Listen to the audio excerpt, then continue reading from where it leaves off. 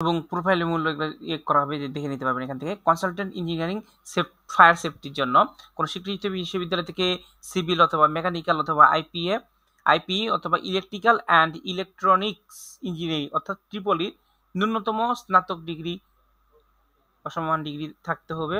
সরকারি বেসরকারি প্রতিষ্ঠানে ফায়ার অ্যাসেসমেন্ট এবং ডিজাইন রিভিউ সংক্রান্ত কাজে 6 বছরের অভিজ্ঞতা থাকতে হবে।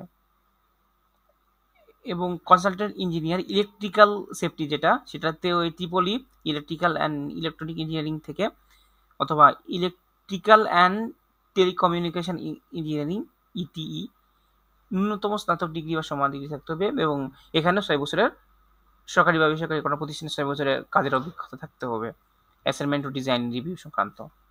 নিম্নলিখিত যোগ্যতা ও অভিজ্ঞতা consultant engineer structural fire and electrical সেফটির জন্য প্রযোজ্য। সরকারি বেসরকারি ক্ষেত্রে যেটা আমরা বলছিলাম 6 বছরের কমপক্ষে অভিজ্ঞতা থাকতে হবে।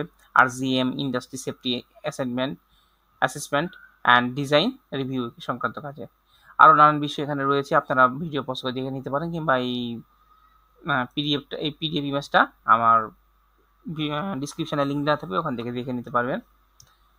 আর শর্তাবলী আবেদন আগামী 7/7/2025 তারিখ বিকাল 5টার মধ্যে মহাপরিদর্শক কলকারখানা ও প্রতিষ্ঠান পরিদর্শক অধিদপ্তর 196 শ্রম ভবন লিফটের 10 সৈয়দ নজরুল ইসলাম সরণি বিজয়নগর ঢাকা 1000-এর নিকট ডাকযোগে বা সরাসরি পৌঁছাতে হবে।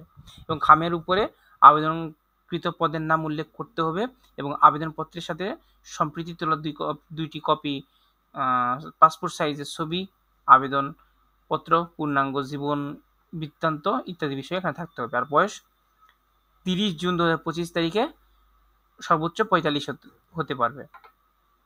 এখানে আরও বিষয় রয়েছে, আমি আপনাকে ভিডিও পজ করে দেখে নিতে পারেন, কিংবা লিঙ্ক দেওয়া থাকবে, সেই লিঙ্ক থেকে ডিসক্রিপশন লিঙ্ক থেকে আপনারা ভিডিওটি এই পিডিএফটা দেখতে পারেন। তো আজকে এই পর্যন্তই, পরবর্তী ভিডিও দেখার আমন্ত্রণ রইল। ধন্যবাদ। আসসালামু আলাইকুম।